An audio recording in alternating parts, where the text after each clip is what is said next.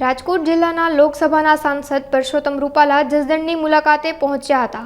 લોકસભાની ચૂંટણીમાં બહુ મોટી વિક્રમજનક લીડ મળી હતી, તેને લઈ જસદણની જનતાનો આભાર માન્યો હતો। આ ઉપરાંત જસદણ જયતા બાપાની જગ્યાએ દર્શન કરી કાઠી ક્ષત્રિય સમાજના આગેવાનો દ્વારા સાંસદ પરસોત્તમ રૂપાલાનું સન્માન કરવામાં આવ્યું હતું।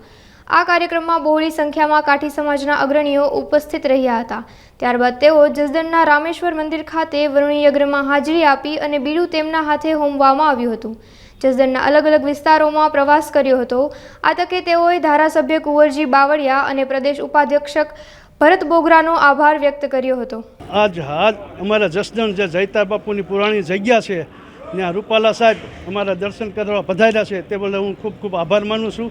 અને જે શરૂઆતમાં આવ્યા હતા ત્યારે વચન આપેલું સાહેબે કે અમે હું પાછું ફરીવાર જીતીને દર્શન કરવા આવીશ, એ આજ રૂપાલા સાહેબે પરિપૂર્ણ કરેલું છે અને બધા ધન્યતા અનુભવી છે। ક્ષત્રિય સમાજ, વેપારી ગ્રુપ તથા દરેક સમાજના આગેવાનો બધા અહીંયા હાજર છે। આજ રાજકોટ લોકસભાના ઉમેદવાર તરીકે પાર્ટીએ મને તક આપ્યા પછી ચૂંટણીની અંદર રાજકોટ લોકસભાના સૌ મતદાર ભાઈ બહેનોએ ઉમળકાભેર મતદાન કરીને ભારતીય જનતા પાર્ટીને પ્રચંડ વિજય અપાવવા માટે કામ કર્યું છે। એના માટે જેટલી રીતે આભાર માનીએ એટલો ઓછો છે।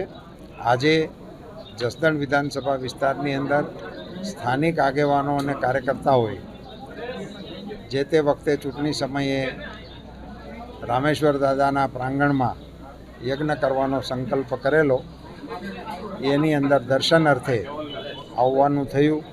એ પ્રસંગે રામેશ્વર દાદાના ચરણોમાં મસ્તક ઝુકાવીને એમના આશીર્વાદ લેવાનો અવસર મળ્યો।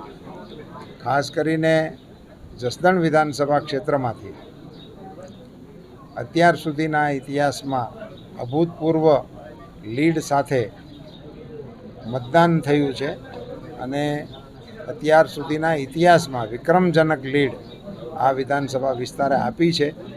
જસદણ વિધાનસભા વિસ્તારના સૌ મતદાર ભાઈ બહેનોનો અંતઃકરણપૂર્વક આ તકે આભાર માનું છું।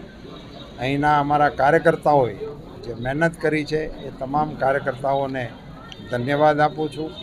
અમારા અહીંના અગ્રણીઓ, અમારા મંત્રી શ્રી કુંવરજીભાઈ, અમારા પ્રદેશના આગેવાન ભરતભાઈ સહિતની જિલ્લાની અને તાલુકાની ટીમે જે પુરુષાર્થ કર્યો એ બધા આગેવાનોને પણ ધન્યવાદ।